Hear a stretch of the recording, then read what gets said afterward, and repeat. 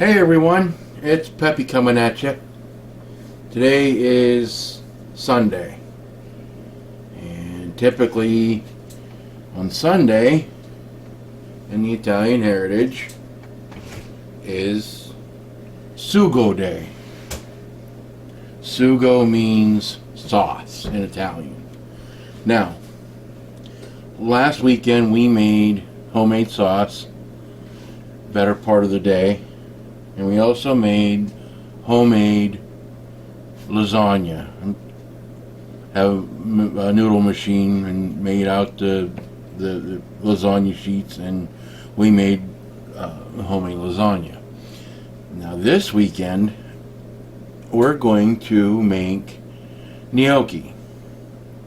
Now, gnocchi can be made with a couple different ingredients. Most traditionally, it's made with potatoes, mashed potatoes. A lot of times in the Italian heritage, the women would use leftover potatoes from the night before or the day before, or a couple days before. So that's what we have right here. These were from the night before last, and it was a meal that we had then. So we're going to take this mashed potatoes and we're going to turn it into gnocchi. Now, normally and traditionally, what they would also do is if they didn't have any leftover potatoes from the night before or a couple days before, they would boil potatoes and they would use what's called a potato ricer. Now, a potato ricer, I used to have one a long time ago, and it was my grandmother's, but it broke and I never replaced it. And I'll put a picture up of what a potato ricer is, but it's basically a press that has a canister with a plunger on the top, and on the bottom of the canister it has tiny small holes. So when you put the potatoes in the canister and you push down the plunger, out from the bottom comes, looks like potato worms, but it's mashed potatoes. And that was just one of their steps that they did when they made mashed potatoes, because it broke up, it broke up the chunks of potatoes. So we don't have that. We've already have the mashed potatoes from a couple nights ago. So we're going to cheat, basically. In my bowl, mixing bowl, I'm going to put the potatoes. Okay? And put all these potatoes in there. Now this is going to probably make quite a bit, because to this you add flour, you add egg. Sometimes you can add cheese. You don't necessarily have to. It's not a not a requirement. You can add either Parmesan or Romano cheese. You don't have to. Some of the women, the women did. It's more accessible in Italy, Romano and Parmesan, because of where it's made. So it's an easier commodity to make in Italy. We also have flour, and we have eggs. This is one of those dishes where these are just regular large eggs. I just took them out of the fridge. There's 7 of them in there. This is one of those dishes where it goes by feel, it goes by touch, and it goes by the experience that you've come to learn through your Italian ancestry. Now, my family has made these since I was born, and I've made them for probably 40 years. It's an easy dish to make, and it uses your leftover potatoes. So we're going to get started. We have our flat beater to start out with. Okay. Now I'm going to put 4 eggs in here to start out.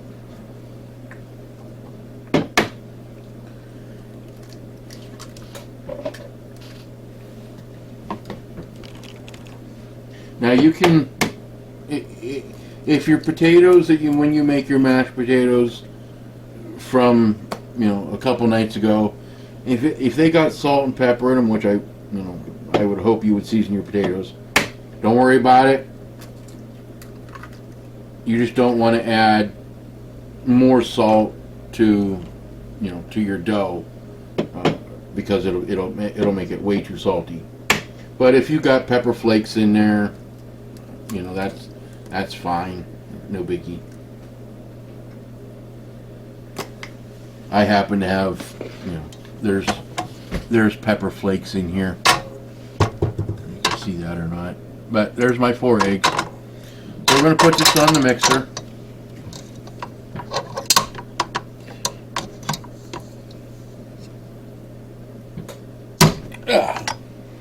I'm going to put the paddle beat in. Yes, the potatoes were bad. They need paddling. We're going to raise it up. And we're going to put it on mix. And we're going to mix them potatoes and eggs together in that bowl.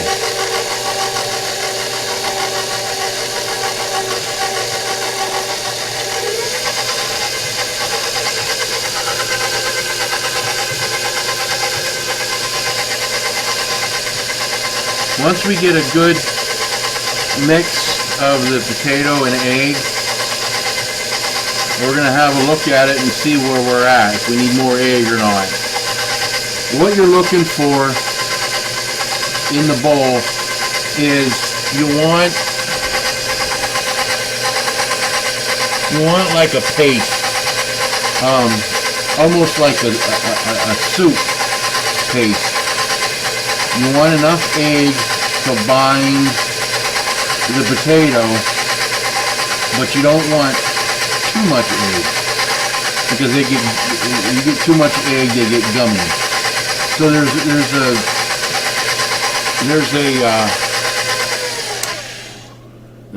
there's a point to where it's too much. So turn off the mixer. I'm going to scrape down the sides here. Now this is kind of where I want this. It's kind of the best way to describe it is it's cream of wheat consistency. Okay, it's it has that feel to it, especially when you stir it up. It has that that liquid texture. So we've got 4 eggs in there. We'll turn on some more. We'll get this mixed in some more. And that's looking pretty good. The other reason why they use potato ricers is sometimes you get lumpy mashed potatoes, which isn't a bad thing. It gives it more of a rustic appeal. So if you got little lumps of potatoes in there, no biggie. All right. Excuse me. So now we've got that mixed. We're going to start adding some flour. Now in that bowl that I showed you before, which you can see off to the side here, I have 4 cups of flour. Now, I'm starting out with 4 cups. You may need more, or you may not need as much. You have to, there's a certain point to it where it comes together. And I'll show you that. So we're going to put one cup of flour in here to start out.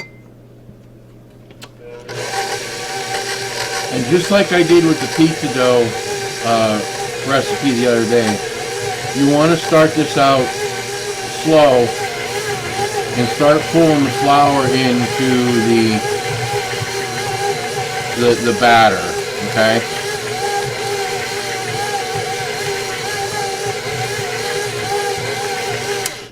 And I just noticed that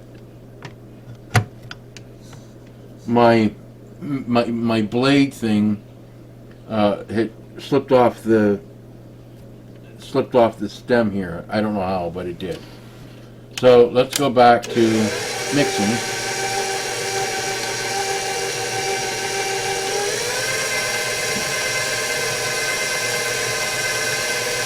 And once you start adding the flour, it's going to go into like a reverse process. Once you start adding the flour, it's going to start, looking more like mashed potatoes again from like when you first started. So we have that flour in there. Okay, we're going to add some more here. It's another cup. And we'll start mixing that. Once we get this to the right point, to the right stage, and you'll see it, I'll point it out, we'll take our, don't do that, sorry, we'll take our dough hook and put it in there. Well, not like I just did, that's dangerous. I wasn't expecting that to happen. I didn't expect it to catch. Oops. Weirder things have happened, folks, let me tell you.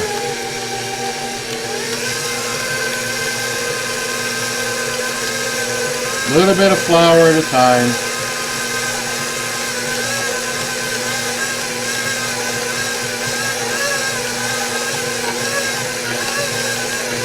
Now you'll see that that's starting to form a dough, a cohesive dough. It's almost ready to put the dough hook in. Not quite yet. It's still tacky. So we'll add a little bit more flour. We're up to 3 cups now.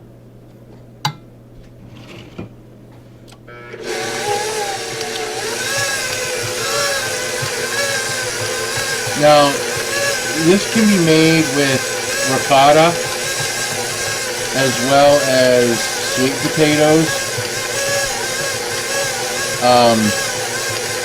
You can make it with pumpkin. That's an interesting taste. Ricotta can also be used. Like I said, that gives it a lighter taste than the potato. The potato is the traditional style, and it gives it more of a denser taste. Okay, so now you see that hook or that paddle in there is basically formed a big dough ball. And there's dough off to the side, which is what you're looking for. So we're going to take our spatula in here, and we're going to pull off this dough that's on the top here. We're going to lower the bowl, release the blade, the paddle. I'm going to take this off, scrape the potato dough off of the paddle. And then we'll switch over to the dough hook and finish our potato dough off. When you use a ricotta, you want to use whole milk. Okay, you don't want to use skim milk or part skim or anything like that. You want to always use whole milk. Okay. Now, this is getting really close to being done. And you can't really see it, but if you look right here, there's a chunk of potato. There's another one right beside it. No biggie. Just pick them out. Or you can leave them in. Don't matter. Whatever your forte is. When you start forming the gnocchi, you'll see them in the ropes, and you can just pick them out then too. So we'll get this back on the mixer here, and we'll keep going. We're going to add a little bit more flour, so I'm going to go about a half a cup.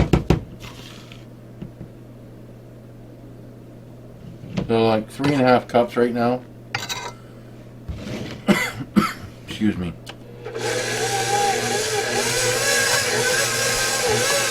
You're going to want, when this is done mixing,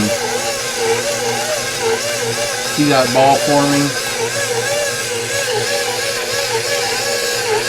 That's what you're looking for. That's getting to the point where it's getting done.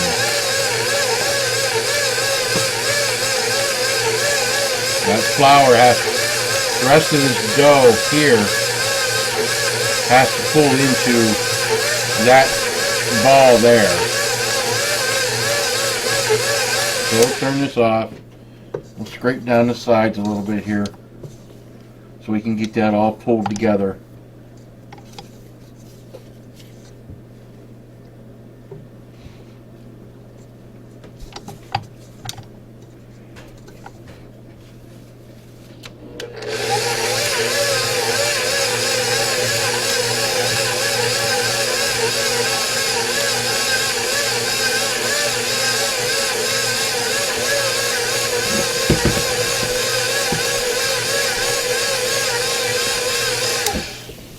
Another half cup. So we're at 4 cups of flour now, which is typical. Sometimes it takes a little more, a little less. Depends how moist your potatoes were. Also, will determine how much flour you use, and also how many eggs you use.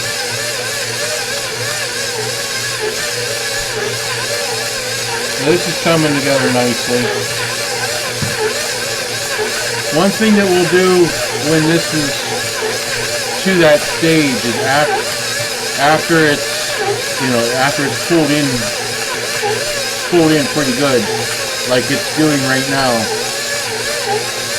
is we'll let this set for like a half hour or so. So the gluten in the flour retracts and it's not as tough to work with. So you can see that big dough ball there is pretty much pulled all the flour into it. The sides of the dough, the sides of the bowl are cleaning as it's mixing around.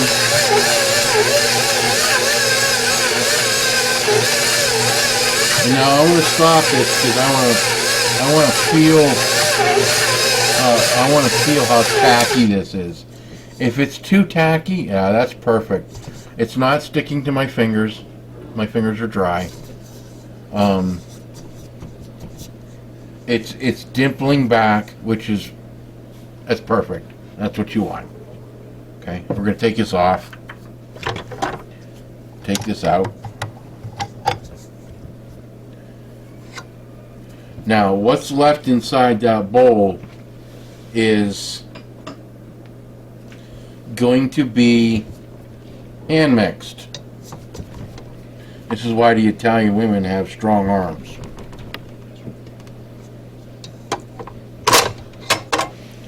Okay, we're going to get this out of the way.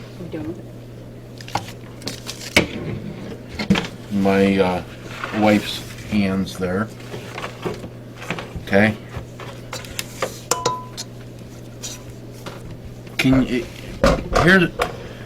Here's what this looks like, okay?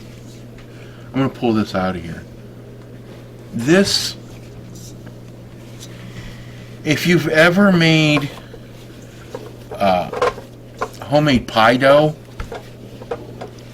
for your apple pies or your whatever pies,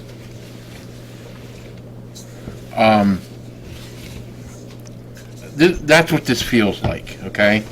It has that, it has that texture. So now I'm going to get my noodle board out. I'm going to take this, taking this out of the bowl. I got my noodle board. I have some leftover flour here that I'm going to put on my board so it doesn't stick. Just like that.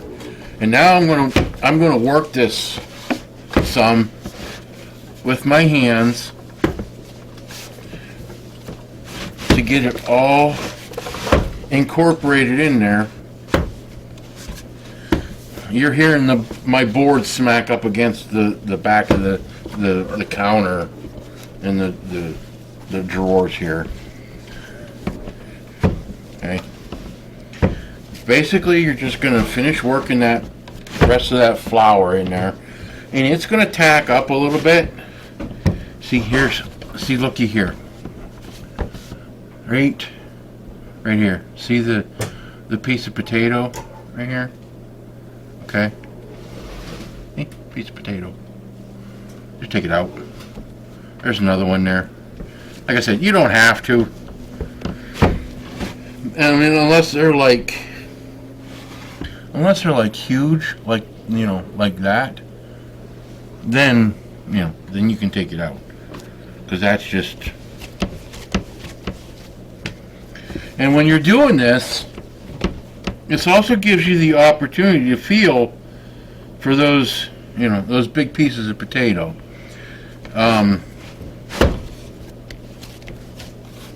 Littler pieces is one thing, but when you get, when you got potatoes that look like, like your dough is giving birth to a miniature potato, then you got some problems. Okay, so now this is all tacked up. This is good. It's where we want it to be. Now we're going to set that there in a bowl, and we're going to let this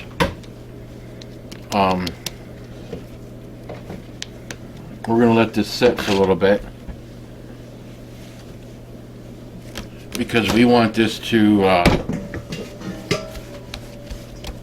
we want the flour in this to settle down. So in a bowl, and that's what we're going to do with that.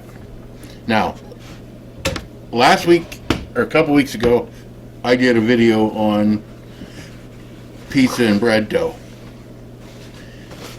and I actually did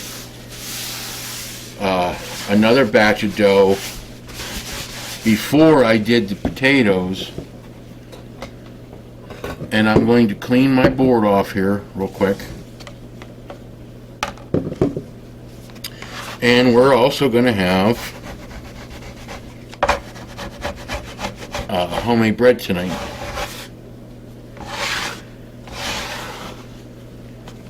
with our homemade gnocchi.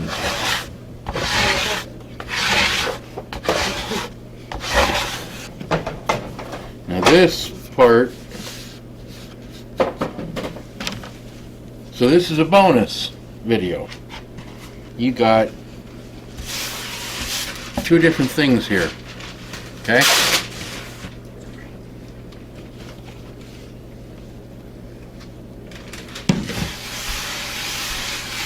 Sorry about that noise in the background. That was just a piece of parchment paper getting ripped to line the sheet tray.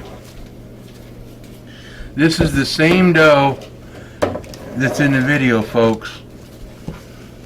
See how nicely that raised up? Okay.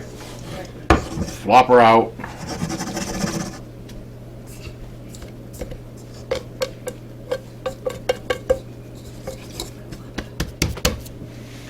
And we're going to make a loaf of bread. This is just a traditional, not in a pan. It's just a traditional Italian loaf.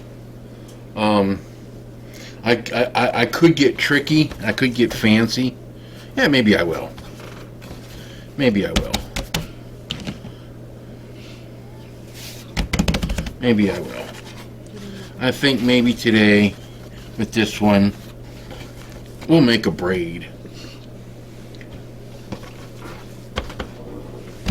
Make a braid. Okay. We want to square it up some. We're going to square it up some, like so. And then we're going to cut 3 strips.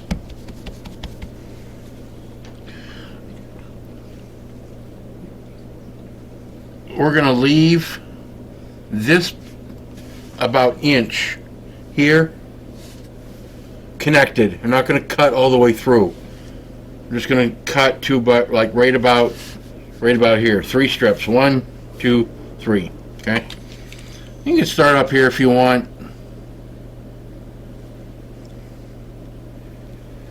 Bring it down.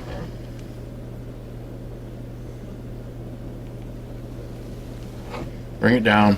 Okay. Now, I am not good at braiding. My wife, who is standing right there, is going to braid this. There's her hands. I used to be able to do this really good. I can't do it for crap anymore. I always screw it up. So she's going to braid this.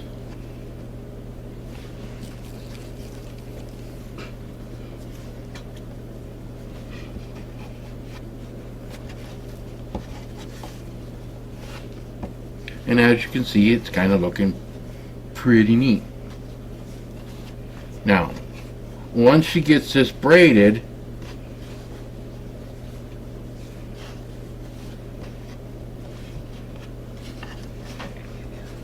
like so, we're going to take and cut through this top, like so, and finish the braid. Now, the only reason that I do that is to make it easier to work with the dough, because you're gonna fold this under and make this end. Okay. Fold this end in under like this. See? And there's your braid. Alright? And there's your braid. Now, we're going to take this and we're going to put this on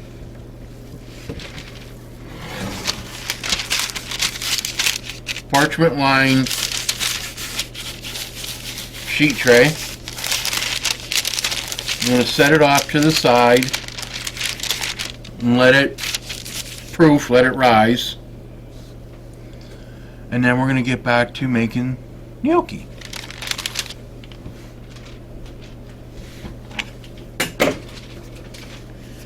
So, scrape up the board, clean up the board. Now I know that I'm going to have, like I said, I'm going to have leftover gnocchi. I know that, which is fine. There's a lot here.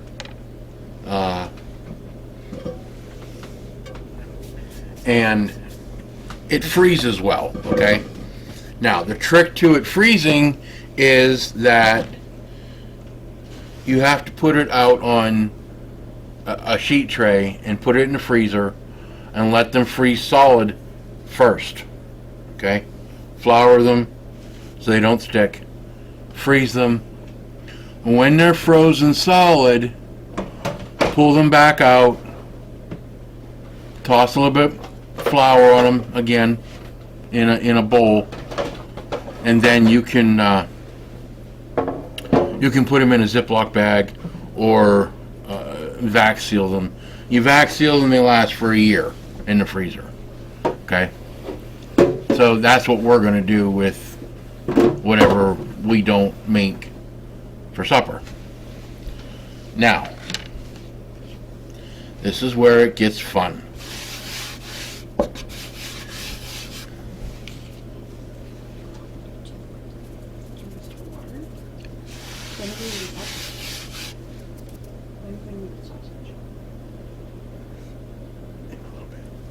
Okay, so now I got my board floured, and now comes the fun part.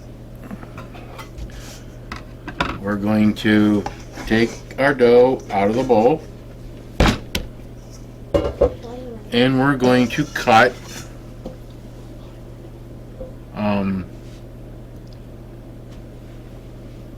dough balls. Now you're going to hear some water running in the background because I haven't started my water yet, but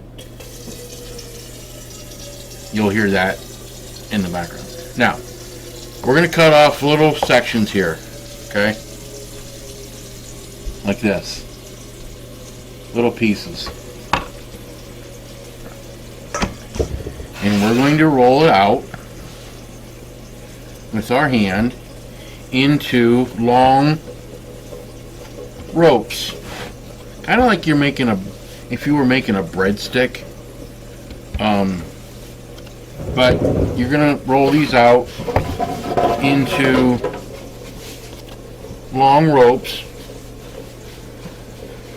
about the thickness of a breakfast sausage, okay? If you've got chubby thumbs like I do, sausage fingers, thickness of your thumb. Then you're going to cut these into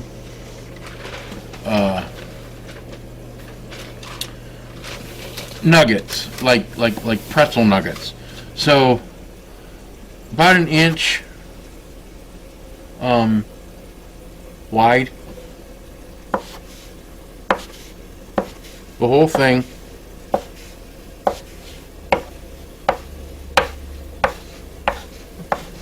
And then you'll see some videos where they take a fork and they turn the fork over like this. They'll dip it in flour and they'll roll these down like that off the to make the fork mark in them like that. Traditionally, here's all the Italians do.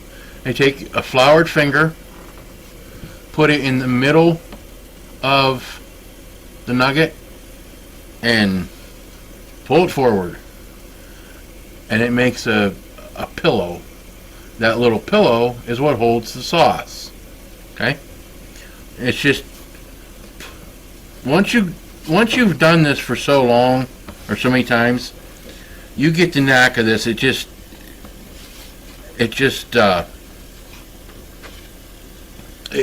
comes second nature.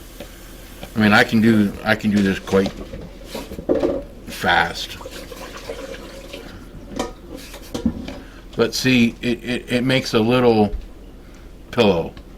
Okay, a little pillow. A little not a pillow, but a little hole. So you got a little hole, in your nuggets there. Okay, and that's all you do. It's just you roll out the ropes, like I just did. You cut them in small nuggets. You put them on a tray. You boil them in hot water. The water has to be rolling boil. If you make potatoes through the ricer and you don't salt them, salt your water, okay? If you use mashed potatoes from the night before or a couple nights before or whatever, and you have salt in the potatoes, you don't have to salt the water. You'll just be making them more salty. So boil them, and when they float, they're done. Okay? Strain them, and then sauce them, and you'll have traditional homemade gnocchi. Manja, bon appetit, and this is Peppy saying ciao.